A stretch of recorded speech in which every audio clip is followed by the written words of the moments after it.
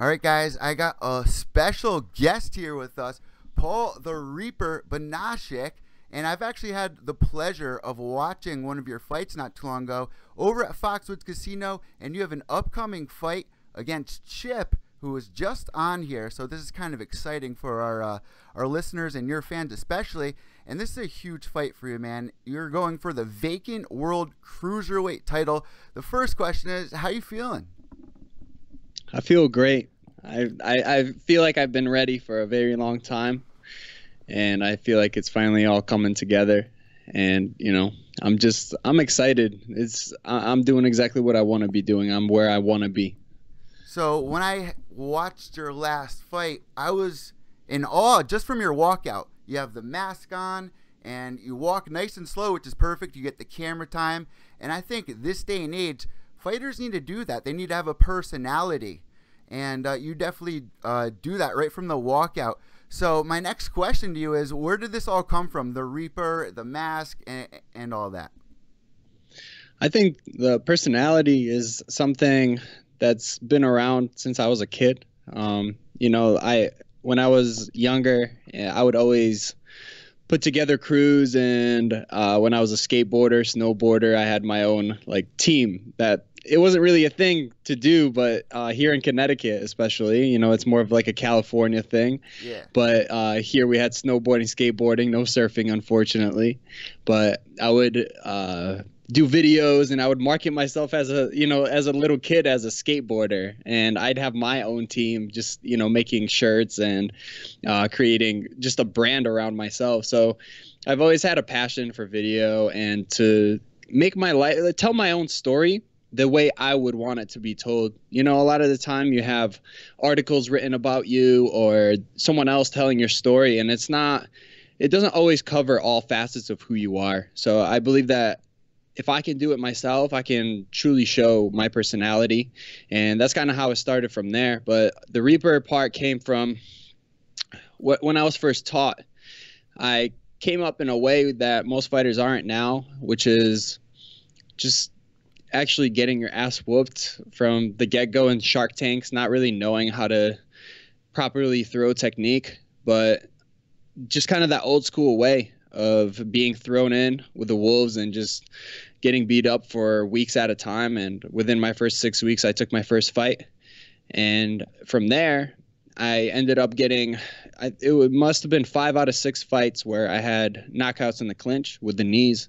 And my coach always taught me not to knee upwards, or, you know, just not to just touch my opponents. Like every time I knee, just to go through their soul. You know, a lot of people, like when they're beginners, they're taught to knee up or however they do it, but it was more about the hip drive, and just if you want to get more technical. And he would say, don't ever, you know, stop at your opponent, go through their soul, you know, take their soul. And I did that, you know, 5 out of my first 6 fights, and that's how the name came about.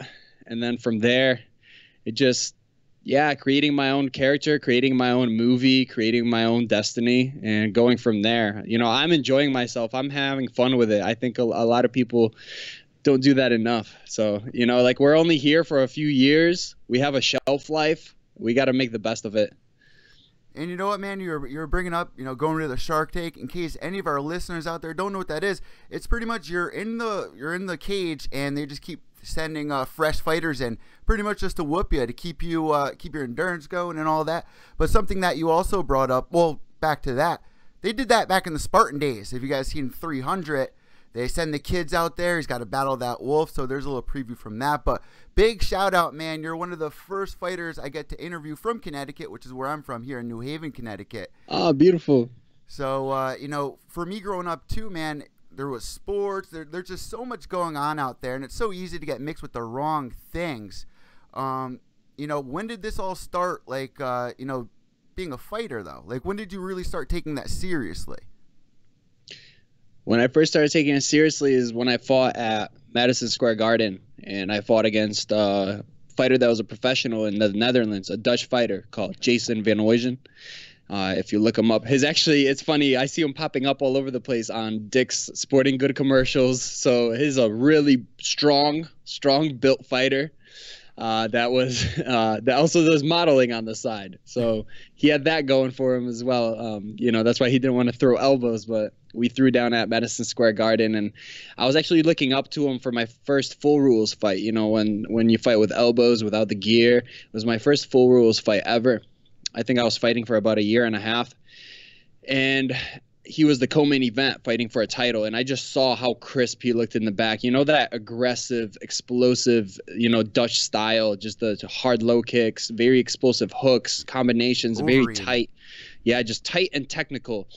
And, you know, I like this division, this cruiserweight division, you know, 170, 185, because you get guys that are really, really fast, but they're also very technical. So you get the lighter fighters that are very technical, but they can kind of they have room for error.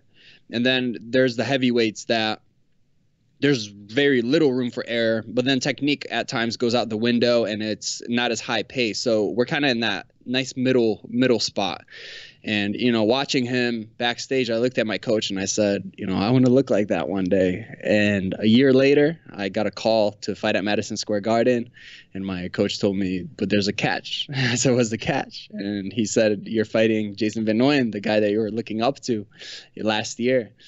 And I said, oh, man, hell yeah. And at the time I was going through pre-med classes and I had a lot going on. And once I dropped him in the second round with a head kick, that I was able to do that and to weather the storm when he came out in that first round, just throwing he threw those. Rob came in like leg kicks at me. I checked, I think 3 or 4 or 5 in a row, and he just kept kicking into the check just to show his dominance, meaning I'm going to kick into the bone of your leg where it hurts me more than you, but I'll do it over and over and over again. So he very, very tough opponent, and that I was able to hang like that with someone at that level, only doing it for a couple years. And I still feel like a baby at this. I've only still been doing this since 2012, you know, and most of the time I'm always fighting guys more experienced than me. I think that night was when I really realized that. I ended up switching my major, did health and exercise science instead. And within a year ago, I moved to Thailand and just kind of really honed in everything before turning pro. I just wanted to make sure that I was ready for the level and to get launched, you know, in and to pretty much get thrown in with the Wolves again. It just goes back full circle to where I started, to go back in and get thrown in with the Wolves just as a pro this time. So just doing it at a higher level. That's what I was expecting. You know, Muay Thai is very cutthroat. I tell this to people all the time that you can't just go pro and fight forever. Like perhaps in MMA, like, you know, I see guys that have very terrible records fighting for a long time, and there's promotions all over the place. When it comes to Muay Thai, there's a lot less money, there's less promotions, there's less opportunities. So the bottom, you know, it's filled with guys that are MMA fighters, guys that are Muay Thai guys that really shouldn't be pro but are pro. Then there are the dedicated guys. The middle is very thin, and then there's the top. So once you win a few fights at the bottom, you're expected to fight for the title. You're expected to fight the Thai legends. You're expected to fight, like myself, Brett Havlicek, who has been a pro since he was, you know, a kid pretty much. Another East Coast guy, yeah. Yeah, so, you know, just guys that have up to 10 times my experience, you're expected to fight those guys, and you have to be ready. Because if you lose a few times in a row, then who wants you to fight? So, yeah, that was pretty much coming full circle, and then going to Thailand was my kind of journey to be ready for that. Well, you were saying you were going to med school. Well, as a fighter, going to Thailand is pretty much getting like your doctorate. You know, you're coming back to America, you learn a whole lot, and it makes you really official. So Chip told us something that was pretty cool, that you guys actually used to train together. We trained because I'm right here. You're seeing me at what is a Sit-Yul-Tung affiliate. It's in Connecticut. So, yeah, our coaches have worked with one another pretty much since the beginning, and it's been passed down to us.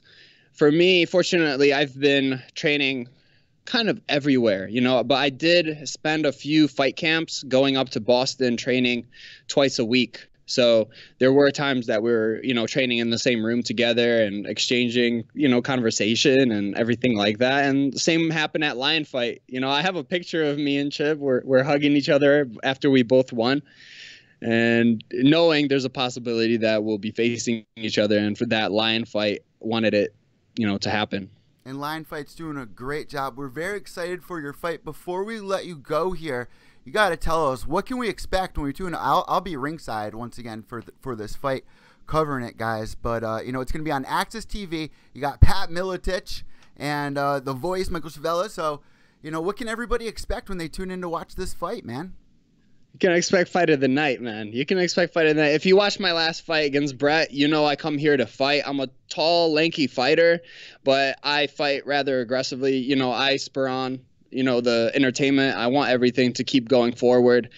You know, unfortunately, that one went to a decision, although there was a close call in that fourth round when I landed the elbow, and that's usually the type of style that I come with. But every single time it changes. I'm going through a number of camps here getting ready. So expect fight of the night. You know, we're both very technical fighters. We both want this. We're both really hungry. And I think that's what's going to make it an exciting bout, because we both have the hands and everything else to finish the fight. We're both really hungry fighters. We're both undefeated. We're both, it seems like we're getting in our prime. And we both want the title. So what else would you want? You know, it's not someone that's on their way out. It's not someone that's on their way in. We're both in the middle of it. So, you know, both of us really wanted it to happen after we sew off a few more heads each, you know, just to have more of a build-up for it. But Lion Fight really wanted to make it happen. And, you know, here we are, the two undefeated fighters here from the East Coast, you know, doing it big at Foxwoods. So that's what you can expect. Well, we are looking forward to it. I want to thank you so much for coming on Pure Evil MMA.